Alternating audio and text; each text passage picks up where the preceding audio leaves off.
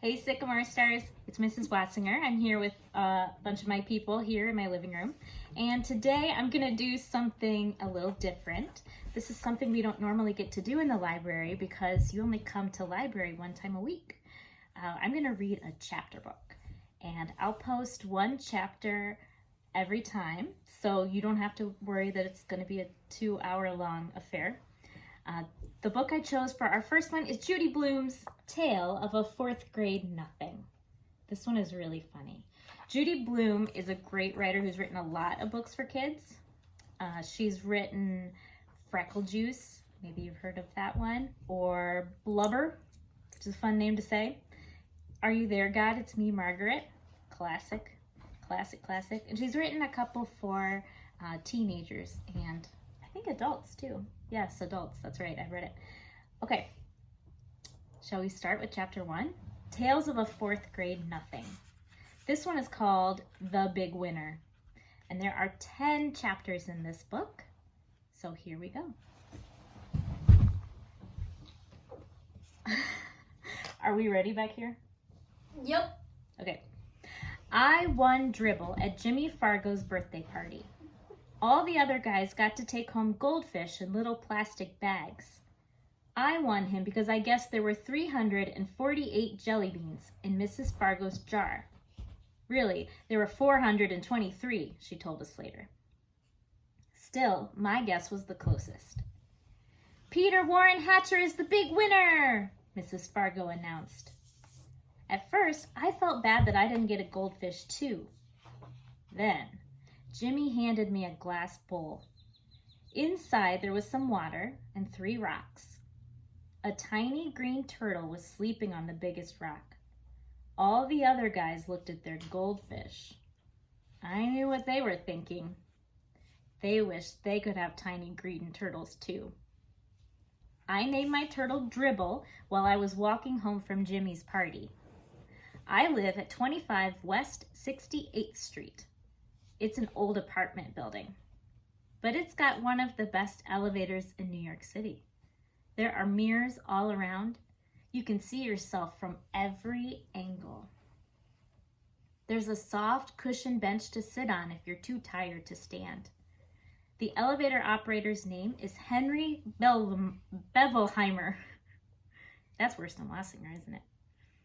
He lets us call him Henry because Bevelheimer is very hard to say. Our apartment's on the 12th floor, but I don't have to tell Henry. He already knows. He knows everybody in the building. He's that smart. He even knows that I'm 9 and in 4th grade. I showed him Dribble right away. I want him at a birthday party, I said. Henry smiled. Your mother's gonna be surprised. Henry was right. My mother was really surprised. Her mouth opened when I said, just look at what I won at Jimmy Fargo's birthday party. I held up my tiny green turtle.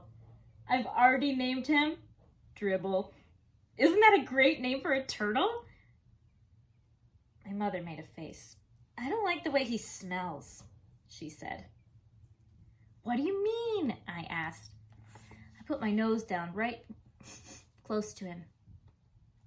I didn't smell anything but turtle. So Dribble smells like turtle, I thought. Well, he's supposed to. That's what he is. And I'm not going to take care of him either, my mother added.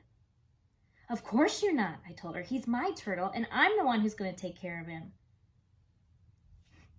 You're going to change his water, clean his bowl, feed him, all that? She asked. Yes, I said, and even more, I'm going to see to it that he's happy. This time my mother made a funny noise, like a groan. I went into my bedroom. I put Dribble on top of my dresser. I tried to pet him and tell him he would be happy living with me. But it isn't easy to pet a turtle. They aren't soft and furry, and they don't lick you or anything. Still, I had my very own pet at last. Later, when I sat down at the dinner table, my mother said, I smell turtle. Peter, go wash your hands. Some people think Some people might think that my mother is my biggest problem. She doesn't like turtles, and she's always telling me to scrub my hands. That doesn't mean just run them underwater. Scrub means I'm supposed to use soap and rub my hands together. Then I've got to rinse and dry them. I ought to know that by now. I've heard it enough. But my mother's not my biggest problem. Neither is my father. He spends a lot of time watching commercials on TV. That's because he's in the advertising business. These days, his favorite commercial is the one about Juicy O. He wrote it himself. And the president of the Juicy O company liked it so much, he sent my father a whole crate of Juicy O for our family to drink.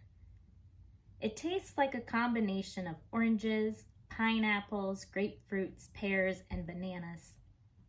And if you want to know the truth, I'm getting pretty sick of drinking it.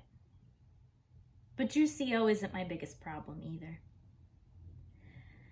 My biggest problem is my brother, Farley Drexel Hatcher. He's 2.5 years old. Everybody calls him Fudge. I feel sorry for him if he's going to grow up with a name like Fudge, but I don't say a word. It's none of my business. Fudge is always in my way. He messes up everything he sees. And when he gets mad, he throws himself flat on the floor and he screams, and he kicks, and he bangs his fists. The only time I really like him is when he's sleeping. He sucks 4 fingers on his left hand and makes a slurping noise. When Fudge saw Dribble, he said, "Ooh, see?"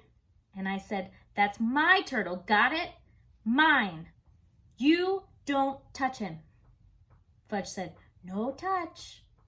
Then he laughed like crazy. And that's the end of chapter 1. Thanks for listening.